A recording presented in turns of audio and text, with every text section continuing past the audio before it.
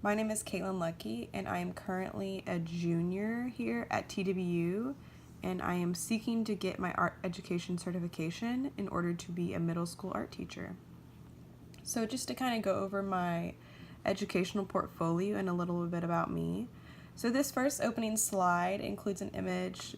So these are some girls that I worked with over the summer. I got to teach them and kind of do art projects with them, and it was a lot of fun. So why education? Why did I choose this? Well, really, it's always been super easy for me. I've always wanted to be a teacher and I've always loved art. And I care a lot about helping people and I want to make an impact on people individually. And I'm a really big advocate for process over product. So you can kind of see, like in these images, I love working with kids, and I love getting to see just the look in their eyes whenever they get to create something and they're really proud of it and they feel like they're living, and just to be able to experience that is, there's no way to put it, I leave every day working with kids and I feel fulfilled, and that's how I know I'm doing what I'm supposed to be doing.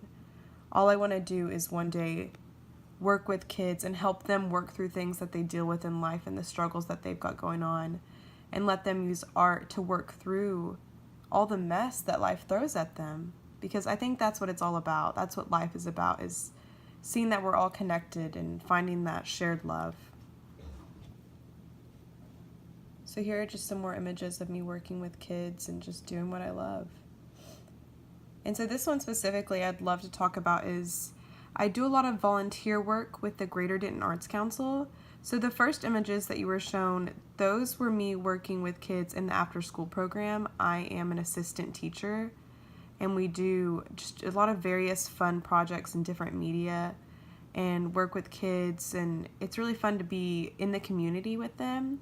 And just, I don't know, it goes from, I love being in the education classes we're in, don't get me wrong, and learning all like the pedagogical aspects of everything, but working with the kids, actually working with the kids, is a great reminder of, hey, this is why you're working so hard and why you're going through all this schooling, to teach these kids, to teach the future. So this image right here is my work as a docent.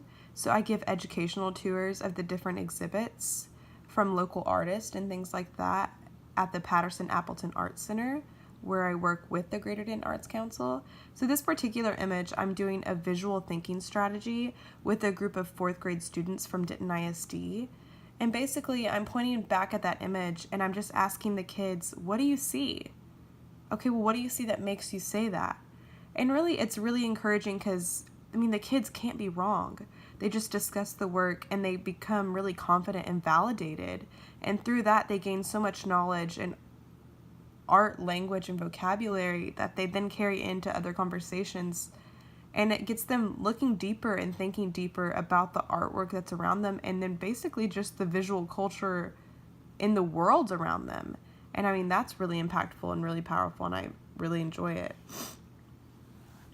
So now let's talk about the InTask standards that I wanted to outline today. So the one that I really enjoy and that I know I'm going to be really good at and that I'm passionate about is assessment. So this task standard says the teacher understands and uses multiple methods to engage learners in their own growth, to monitor learner progress, and to guide the teachers' and learners' decision making. And my interpretation of that was, a successful teacher assesses students' understanding and knowledge in multiple and varied ways. The teacher will both formally and informally assess students, paying close attention to the variety of learning styles. The teacher will also refer back to the pre-developed objectives of a lesson in order to develop an assessment. So then if you look over on the side, you'll see right up here at the top, there's a girl holding an image of a self-portrait. Then on the left, I know it's hard to read because it's a little small, but the way I assessed this was, the assignment was the students had to create a self-portrait, but I wanted them to dig a little bit deeper. And my whole objective was I wanted students to be able to think about their identity when they're creating self-portraits, not just to create a physical likeness, but also a likeness of their personality, which is something that's not concrete and it's really hard to assess. And that's one of the beautiful things about art, is that sometimes it really is. It's hard to assess it. How do I know if the students are grasping what I would like them to grasp if it's something conceptual? So what I had them do in order to assess it was I had them write poems, and then I assessed the poems for the content and then looked at the art in order to kind of see how they connected the content of their words and their poetry to the imagery they used.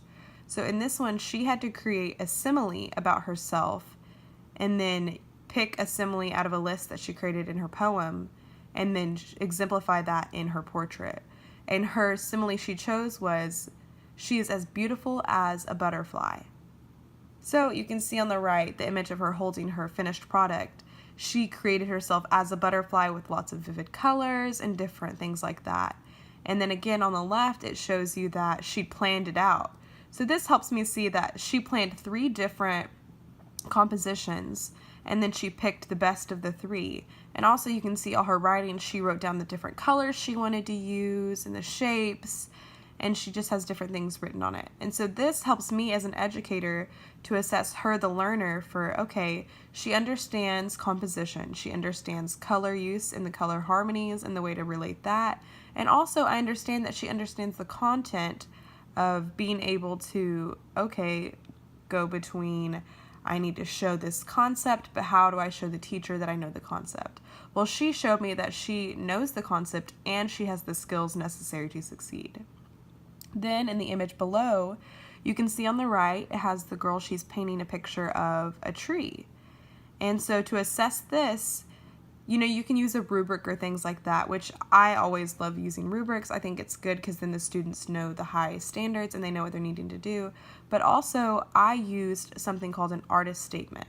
So artist statements are great because it helps you kind of organize out the thought process of the artist, and you can assess you can literally assess the creative process step by step. So the girl here, she wrote down in each little section, you can kind of see, which again, I know you can't read it, but I'll read it to you. She says, "My painting shows a tree in a grassy field with a colorful sky and clouds. My painting is called Creative Colors." So that's the first little section where I just invite her to, which you would see on another image where I have the flowchart filled out within instructions. It just tells them to say, hey, briefly describe your product. And so then in the next box, it talks about, please describe the medium you used and how you used it. So she says, the medium I used in my artwork was an assortment of paints and paint brushes. I used many different techniques such as wet on wet, dry brush, and blending. So this shows me that she understands the vocabulary and things necessary for watercolor painting. Then in the third one, it asked them to say, okay, what was your message or your focus or idea? What did you want the viewer to get across when they looked at your artwork? And she said, the message or focus of my piece was to show creativeness in the sky standing out with the clouds, uniqueness with the tree. Overall, this painting represents me. Then in the next box, I wanted her to point out her strongest part of her painting, what she thought she did the best. And she said, the strongest portion of this painting representing me is the colored sky, because the mixture of colors is very, very creative. And then in the last one, I wanted her to kind of say, okay, direct reflection of how you feel the entire process as a whole went. She said, I feel more confident in painting watercolor. In the future, I hope to learn more techniques another time. The final project is definitely how I imagined it. So you can see that after asking a series of questions, she compiled this artist statement, and it allows me, the educator, to see that as the student, she understands why she did it. She understands the intention. She's using the vocabulary that we've talked about in class, and she's kind of hitting every single mark in every single section. So you can see that an artist statement, it gives you something that concretely that student can keep and understand in the future why they created the artwork. And it also lets them speak to the viewer and tell them why they created the artwork. And it helps them kind of view themselves and say, okay, why did I do this? It gives them that introspection, that ability to assess themselves, while we, the educators, are allowed to assess them as well. So one that I know that I'm going to struggle with, and that's going to be something that I definitely am going to have to work on, is learning environments. And so this is in task number 3. The teacher works with others to create environments that support individual and collaborative learning and that encourage positive social interaction, active engagement in learning, and self-motivation. So this one, I kind of interpreted it to be successful Teacher means understanding the importance of collaboration on a professional level, and professional development helps to sharpen. And basically, it's just talking about creating a learning environment that is healthy and that encourages collaboration and things like that. And I know I'm going to struggle with this because I am so OCD and just I want everything to be perfect that it's going to really struggle for me. So you can see right here that I have an image of my ideal classroom, which emphasis on ideal. And I know that I'm going to struggle with coming in and things aren't going to be like you want. Maybe I won't have a sink, maybe I won't have enough shelving, things like that. And as an art teacher, that can be really stressful whenever media is so important and the things that you're using and the tools and the way you have it organized is just so vital. And I know that that's going to be something that I'm going to have to kind of trial and error to be able to work through those different struggles and be able to have a successful learning environment that encourages collaboration and encourages individualized learning and just is organized enough that students can have the freedom to create. And even though this is going to be somewhere where I feel I'll struggle, I know I will overcome that, and that over time as an educator, I'll get better at it. So that is everything I have to share with you about my educational portfolio, and I'm very excited to be an art teacher, and thank you for listening.